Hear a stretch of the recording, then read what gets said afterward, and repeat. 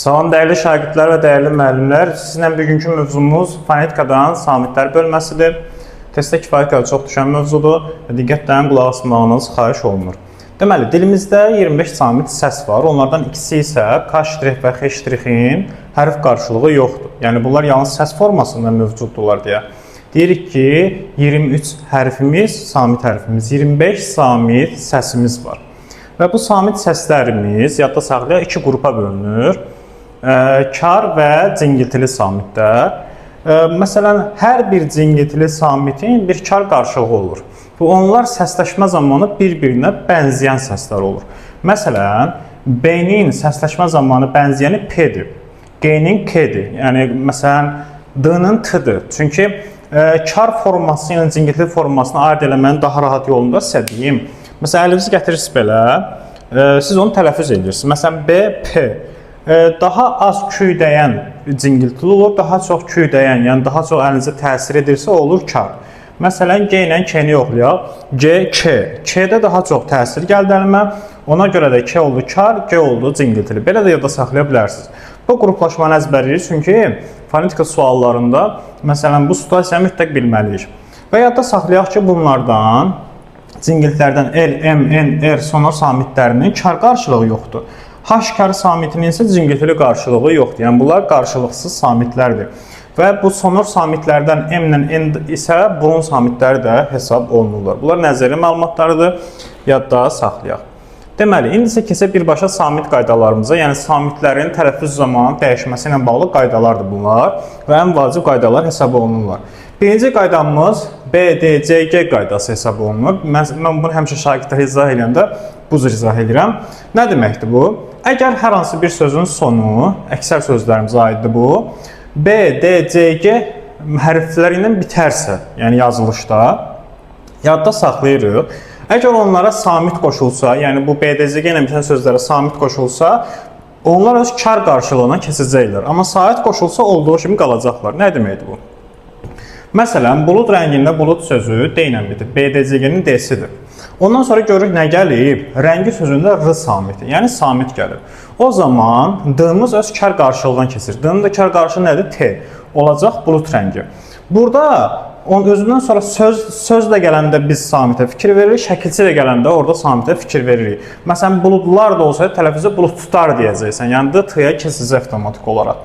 Amma sait qoşulsa, o söz olduğu kimi qalacaq. Məsələn, bulud işığı desəm, burada D-dən sonra sait gəlib, ona görə bulud işığı olduğu kimi qalacaq. Bu vacib qaydadır, bunu yadda saxlayırıq. Burada bizim istisna sözlərimiz var, onlar da hansılardır? Bir hecalı bəzi sözlərimizdir. Həmin sözlərimiz samit, sait, samit ardıcılığı ilə, əksər sözlərimiz üç hərfli həmin sözlər olur. Orada, məsələn, C gəlir, sac. Məsələn, sac özündən sonra samit qoşsam, məsələn, sacıdan desəm, daha mənə saçdan deyə tələffüz edə bilmərəm, sözün mənası dəyişir. Taç sözü, məsələn, taçdan deyə tələffüz edə bilmərəm. Ona görə bu sözlər istisnadır. Bundan sonra samit gəlsə, hər hansı bir şey dəyişməyəcək, bunu belə yadda saxlayaq. Keçək ikinci qaydamıza. Çox maraqlı qaydalardan biridir.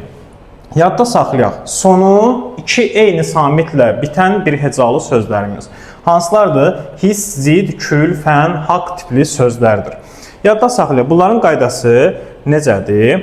Deməli, bu sözlərə əgər samit əlavə eləsən, yəni onlardan sonra samit gəlsə, tutaq ki, məsələn, fən sözünə dən əlavə etmək istəyirəm. O zaman qayda belədir ki, bu qoşun samitlərdən biri düşəcək. Olacaq bu sözümüz fəndən. Amma sait gələndə olduğu kimi qalacaq. Məsələn, fən-ni. İki dənə n-mi olduğu kimi saxladım sait gəldiyi üçün. Amma sait samit gələndə düşür. Burada istisna sözlərimiz hisslə kül sözüdür. Bunlar niyə istisnadır? Yəni, burada düşmür samit gələndə də. Səbəb də budur ki, məsələn, hiss burada İnsanın duyğu üzvlərini bildirən sözdür. Məsələn, mən burada sıdan birini salsam, bu hissə çevrilir. Hissə yerdə o, məsələn, ocaq yanır, yanıb sönəndən sonra yerdə qara quruntular qalır. O hiss bir sı ilə olsa həmin mənanı bildirir deyə, ona görə də biz burada bu samiti salsam məna dəyişir. Ona görə hiss sözündə düşmə olmayacaq. Kül sözü iki l ilə ümumi deməkdir. Yəni, küllü aləm, bütün aləm mənasındadır. Mən burada l-ın birini salsam samit qoşanda, o kül yenə də o odun külü deyirlər bizdə. Həmin mənaya çevrilir deyə olmaz salmaq. Yəni hisslə kül sözlərindən sonra samit gələndə s və l-lar düşmür. Bunu yadda saxlayırıq. Amma sait əlavə eləsən, dediyimiz kimi heç nə dəyişmir. Fənnimizdə olduğu kimi qalırlar bir hecalı sözlərimiz. Haqqında da bir hecalı sözlərdə qılar olduğu kimi qalır. Niyə? Çünki ondan sonra sait gəlmişdir. Bunu yadda saxlayaq. İndi keçək biz 3-cü qaydamıza. Qayda-qayda gedək. Siz də bunları qayda-qayda əzbərləyin ki, fonetika sizin üçün daha rahat olsun və qaydaları dəftərinizə yazın ki, orada hissə qayda hər gün məsələn bir 3 qaydanı öyrənə bilərsiniz. Beləliklə məsələn bir təqribən 4 gündə fonetikanın samitlər mövzusunu rahat əzbərləyə bilərsiniz. Deməli 3-cü qayda. Sözün ortasında qoşa k, pp, tt və qq səsləri yanaşı gəlibsə, yəni bir-birinin yanına gəlibsə, tələffüz zamanı onlardan ikincisi öz qarşılığı ilə əvəz olunacaq. Nə deməkdir? Məsələn, dediyimiz kimi qq-yə baxaq. Q'də istisna birinci q'miz dəyişəcək. Məsələn, saqqız sözündə 2 dənə q yanaşı gəlib. Birinci q olur, öz qarşılığına keçir, kar qarşılığına olur k. Yəni saqqız deyəcəksən. 8 sözündə isə, məsələn, ondan sonra gələn k, pp və tt-də isə ikinci, məsələn, eynicisi qoşa samitdə ikincisi dəyişəcək. Məsələn, sək giz olacaq, tap pıltı olacaq, tap bıltı olacaq. Bu qaydanı yadda saxlayaq. Yəni q'lərdə birincisi dəyişir, k, p, t-də isə ikincisi dəyişir və tələffüz zamanı digər qarşılığına, yəni cingiltili qarşılığına keçirlər. Bu qaydanı yadda saxlayırıq. Daha sonra gəldi 4-cü qaydamıza. Deməli, hansıdır 4-cü qaydamız? Tutaq ki, dedik ki, hansılar idi eynicisi samitlərimiz? T, t, k, k, p, p, g, g. Yəni, bunları gördünsə sözün ortasında bir ki, dəyişir. Yəni, t'lərdə bu t öz cingiltili qarşılığına, k cingiltilisinə, p cingiltilisinə, g isə, bu g isə məsələn, kar qarşılığına, k-yə keçir. Amma yerdə qalan eynicisi qoşa samitli sözlərdə isə, məsələn, tutaq ki, bb-dir, ss-dir, dd-dir, zz-dir, ff-dir, o zaman heç bir dəyişiklik baş verməyəcək. Məsələn, Abbas sözündə 2 dənə b var. Sən tələffüzdə Abbas deyə bilməzsən ki, onsuz da. Ona görə Abbas olduğu kimi qalır. Tələffüz sözündə, bəzi uşaqlar belə bunu deyirlər, tələffüz, o yanlışdır. FF-lər olduğu kimi qalır. Dəyişənlər hansıları oldu? Bu 4 dənə samit oldu. Bunları yadda saxla ki, bu məsələdə sənə daha aydın olsun. Təbii ki, burada bəzi istisnalarımız var, onlar ayrı mövzudur. Gələ indi 5-ci qaydamıza. Qoşa Y qaydası bir çox şagirdin çətinlik çəkdiyi qaydalardan biridir. Deməli, bu qayda nədir? Əgər sözün ortasında qoşa Y yanaşı gəlibsə, yadda saxlayacaqsınız, nə zaman Y-lar düşür, nə zaman düşmür. Əgər sözün tərkibində iyyət və iyyə forması varsa, bax, şəkilçi demirəm, forma deyirəm. Bu iyyət və iyyə şəkilçi ola da bilər, olmaya da bilər. Ümumiyyətlə, formanı gördürsə, yəni gözün iyyəti və iyyəni gördürsə, o zaman 2 y-dan biri düşür, digəri tələffüz edilir. Məsələn, tutaq ki, ədəbiyyat sözündə iyyatı gördüm. Vəssalam, da işin bitdi, oturub fikirləşməm, bu orada iyyat şəkilçidir ya yox. Ədəbiyyat bir y ilə tələffüz olunacaq. O, riyaziyyat sözü vardı, müzakirələr gedirdi onun üstündə. Onun önəmi yoxdur, orada məsələn, riyaz kök olsun, iyyat şəkilçisi olsun və ya da riyaziyyat olsun, fərq eləmir. Yıl varsa 2 dənə iyyat formasındadırsa, yıllardan biri düşür. Nəzəriyyə 2 ilə 1 y formasında dedim. Yəni, bu formada iyyat, iyyəni gördüm, qayda belədir. İndi burada istisnamız hədiyyə sözü var. Hədiyyə sözü yadda saxla ki, tələffüzdə də qoşa y olduğu kimi qalacaq. Məsələn, hədiyyə sözünün tələffüzü belədir. Həd-i-yə. Yəni, iyyə olduğu kimi qalır. Bu istisna sözdür və testlərə də düşür. 20 sınavın suallarında da özünü göstərir. Yadda saxla. İstisna 2-ci qaydamız. Əgər bu qoşa y, iyyət və iyyə formasında deyilsə, ümumiyyətlə sözün ortasındadırsa, məsələn, xəyyam, niyyət, səyyah tipli sözlərdə. Yadda saxlayacaqsın, sözün ortasındadırsa, qoşa y olduğu kimi tələffüzdə qalacaq. Məsələn, xəyyam, xəyyam, niyyət, niyyət, səyyah, səyyah. Daha səyyah deyə bilmərəm ki, və yaxud da niyyət deyə bilmərəm. Burada önəmli məqam nədir? Məsələn, niyyət sözündə siz saçıracalı bu sözlə. Xoş, niyyət, li sözü ilə məsələn. Bunun tələffüzü necə olacaq? Baxın belə. Deməli, xoş, niyyət, xoş niyyətli. Yığlardan birini salmayacaqsan. Uşaqların çoxu götürür, məsələn, yığlardan biri tələffüzə salırlar, xoş niyyətli edirlər. Yanlışdır. Sən onu salmırsan, ikisi də olduğu kimi qalır. Yəni bu mürəkkəb sözdə bu hissədə ehtiyatlı olun. Yəni testlərdə sizi bu sözlə çaşdıra bilərlər və çox şagird də bu xoş niyyətli sözündə özünü çaşdırır. Davam eləyək. Gələk 6-cı qaydamıza, q qaydasıdır. Qayda belədir. Əgər sözün sonu q ilə bitərsə, məsələn, hər hansı bir milli sözümüzü götürək, tutaq ki, yarpaqdır, bayraqdır. Yadda saxla, əgər söz boş tələffüz olunsa və yaxud da ondan sonra samit qoşulsa ona, q keçəcək nəyə? X-ya. Yəni, hasan olur, boş tələffüz olunanda və yaxud da ki, samit qoşulanda. Yox, əgər q-dan sonra sait gələrsə, yəni sait gələrsə, o zaman q olur, keçir ğ-ya tələffüz zamanı. Məsələn, yarpaq sözü boş tələffüz olunub q ilə bitib. Sən nə deyəcəksən? Tələffüzdə yarpaq deyəcəksən. Çox önəmli qaydadır. Bayraq meydanında q-dan sonra samit gəlib. Sən necə deyəcəksən? Bayraq meydanı. Yəni tələffüz forması belədir. Həmən buna sait əlavə elənsəm, q-ğ-ya keçəcək. Məsələn, tutaq ki, yarpaq əzməsi sözündə fikir verək. Necə deyirəm mən? Tələffüzdə yarpaq əzməsi. Niyə? Çünki yarpaqdan sonra ə gəlib. Ə də nədir? Saitdir. Burada fikir vermək çox önəmlidir. Çünki testlərə çox düşür. Qayda necə oldu? Q-dan sonra boş tələffüz olunarsa, yəni ondan sonra heç nə gəlməsə, və samit gəlsə x-ya çevrildi. Sait gələndə ğ-ya çevriləcək. Bu önəmli qaydadır, yadda saxlayacaqsan. Burada istisna sözlərimiz nələrdir? Alınma sözlər. Hansılardır? Dialoqdur, ittifaqdır, aşiqdir, monoloqdur, şəfəqdir, üfüqdir, natiqdir. Bu tipli sözlərdə necə olacaq? Ümumiyyətlə, mən bunların alınma olduğunu necə biləcəm? Sait qoşun. Əgər q-ğ-ya keçməsə, bil ki, alınmadır. Məsələn, dialoqa deyirsən, yoxsa dialoqa deyirsən, təbii ki, dialoqa deyirsən, q-ğ-ya keçmir. Deməli, o söz alınmadır. Alınma sözlərdə necə olur? Yadda saxla, alınma sözlərdə, əgər boş tələffüz eləsən bu formada və da bundan sonra samit qoşsam, tələffüzdə q-k səsinə keçir. Yəni, alınma sözləri necə olur? Boş tələffüzdə, samitdə q-k səsinə keçir. Amma sait gələndə olduğu kimi qalacaq. Məsələn, aşiq sözü alınmalıdır, elə deyilmi? İ saitini əlavə eləmişəm, aşiqin olduğu kimi qalıb. Amma boş tələffüz eləsəydim, o söz belə olacaqdı. Aşiq tələffüz zamanı bu formada olacaqdır. Niyə? Çünki alınma sözdür. Alınma sözlərdə belə müəyyənləşdiririk. Deməli, biz onun alınma olduğunu necə bilirik? Sait qoşuruq. Q-ğ-ya keçmirsə, o bizim üçün alınmadır. Bu arada aşiq sözü alınmadı, amma aşiq sözü, yəni i olmasa, o milli sözdür. Bunları qarışdırmayaq. İndi davam edək. Deməli, indi 7-ci qaydamıza keçirik. 7-ci qaydamız necədir? Sözün sonunun k ilə bitməsi qaydasıdır. Yadda saxla, əgər sözün sonu k ilə bitərsə, bu q qaydası kimidir? Yadda saxlayırıq. Əgər ondan sonra samit gəlsə, və yaxud da boş tələffüz eləsəm, yəni heç nə gəlməsə, o zaman k x-ştrixə çevrilir. Yəni ix səsinə çevrilir. Əgər k-dan sonra sait gəlsə, o zaman k y səsinə çevrilmiş olacaq tələffüz zamanı. Məsələn, külək sözündə k ilə bitib milli sözümüzdür. Bu milli sözlərə aiddir bu arada.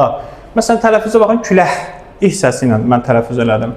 Ya da görmək naminə k-dan sonra n samiti gəlib. Görmək naminə deyəcəm mən bunu. Bu qayda belədir. Yəni bunu sxemə əzbərlə ümumiyyətlə mən bunu heç vaxt yadımdan çıxarım, imtahana düşür. Amma mən k-dan sonra sait qoşsam k y ilə əvəzlənəcək. Məsələn, külək üçün ü saitdir, k-dan sonra gəlib, olacaq külək üçün. Mələk ümidi olacaq mələk ümidi. Yəni bu formada qaydamız belədir.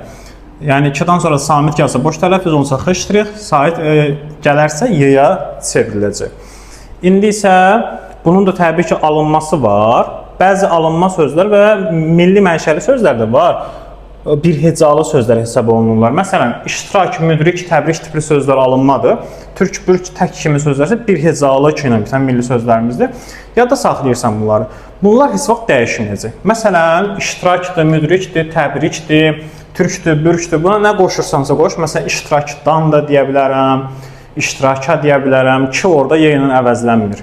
Təbrikə, təbrikdən bu formada olduğu kimi qalmalıdır. Türkdən, türüyən deyə bilmərəm ki, onsuz da mən.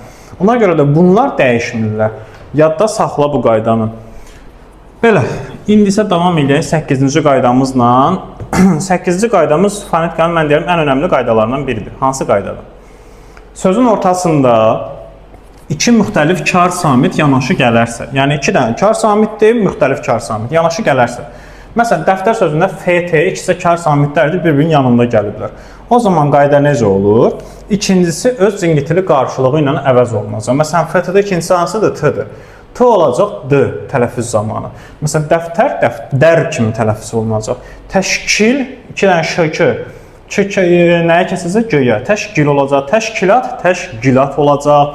Dağıstan, Dağıstan olacaq. Bu formada, yəni tələffüz qaydasını yadda saxlamaq çox asan bir qaydadır. Yaddan çıxmayacaq qaydadır. Əvvəllər istisnalar ehtiyat, ehtimal, ehtiram sözlərinə bura aid, bu istisna kimi qeyd edilirdi, amma onlar da bura artıq aiddir. Yəni ehtiram, ehdiram olacaq. Yəni bu formada diram kimi tələffüz olunacaq. Yaxşımı? Ehtiyat, ehdiyat kimi tələffüz olunacaq. Bu da bizim son yeni qaydalarımızdır. Bunun istisnası bircə dənə budur. Əgər sözə mən kar, keş və pas şəkillərini qoşsam, bu zaman iki dənə karlaşma yaranır yazılışda, amma tələffüzdə olduğu kimi qalır. Məsələn, sənətkarda T ilə K var, yanaşıdır. Kar şəkilsini qoşmuşam. Tələffüz zaman sənətkar deyə bilmərəm.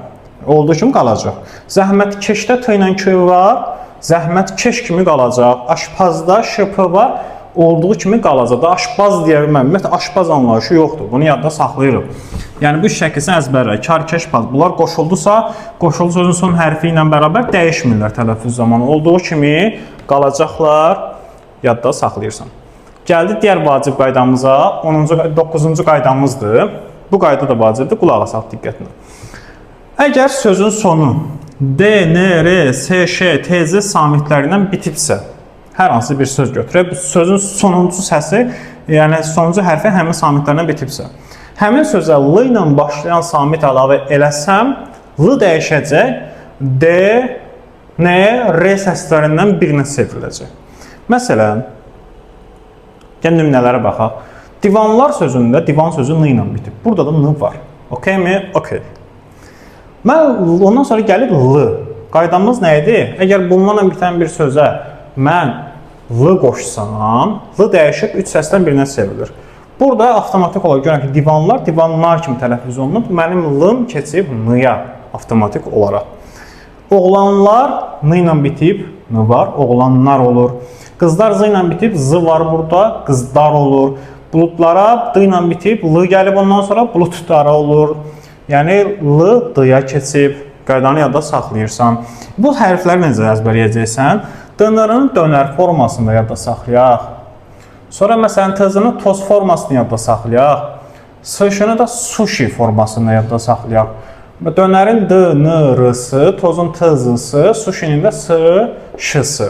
Bu səsləri yadda saxlayırsan. Əgər bunlarda sonra L gəlsə, L 3 səsdən birinə çevriləcək. Belə yadda saxla, bu səsləri əzbərlə, işin rahatlaşsın. Bu formada indi isə gəlir sizinlə biz 10-cu qaydamıza. Demək olar ki, sonuncu qaydamızdır. 10-cu qaydamız necədir? Əgər sözə, yəni bu sözlərimiz əmr, fəhm, sədr, hökm, zülm, nəbz, üzv, sehr bir hecalı sözlərdir. Yəni yazılışda sədirdir, usul, sədirdir, hökmdür, zülmdür. Səbir bunlara aiddir. Çünki səbir bu formada yazılır. Yəni səbiri buradan çıx, imtahanda da götürmə. Yəni səbir iki hecalı sözdür, yazılışda da iki hecalı sözdür. Amma bu sözlərimiz yazılışda bir hecalı sözlərdir. Bunları əzbərləməlisən. Deməli, yadda saxla. Bu bir hecalı sözlər. Tələffüz zamanı və yaxud da samit özündən sonra gələrsə, iki samit arasında sait əlavə olunacaq tələffüzdə. Nə demək? Tutaq ki, əmr sözünə bir boş tələffüz eləsən, bu söz onun tələffüzdə belədir, əmir. Bundan işim yoxdur. Tələffüzdə onsuz da bu M ilə R-nın arasında bir dənə sait gəlir. Okey mi? Okey. Hə, mən bundan sonra samitdə əlavə eləsəm, məsələn, əmrdən, yenə də avtomatik olaraq, mən burada M ilə R-nın arasına i saitini əlavə eləməliyəm. Olacaq əmirdən. Məsələn, zülmdən, nəbizdən, üzvdən, sədirdən, fəhimdən bu formada mən o i saitini ora əlavə eləyəcəm. Bunu da yadda saxlayırıq. Bu sözlərin tələffüzü. Belə, ahəng qanuna kimi izah məncə yetərlidir. Çünki növbəti izahlarda ahəng qanunu izah eləyəcək, digər hecalanma məsələsini izah eləyəcək. Əgər sualınız varsa, rəy bölməsində qeyd edə bilərsiniz. Bir də qeyd edək ki, bizim onlayn müəyyən dərslərimiz üçün qeydiyyat davam eləyir. İstəsəz qoşula bilərsiniz dərslərimizə və ətraflı izahlardan və xüsusi test nümunələrindən yararlana bilərsiniz. Əgər izahı bəyəndinizsə, kanala abunə olmağı, eyni zamanda da videonu bəyənməyi yaddan çıxarmayaq. Növbəti çəkilişlərdə görüşənədək özünüzə yaxşı baxın.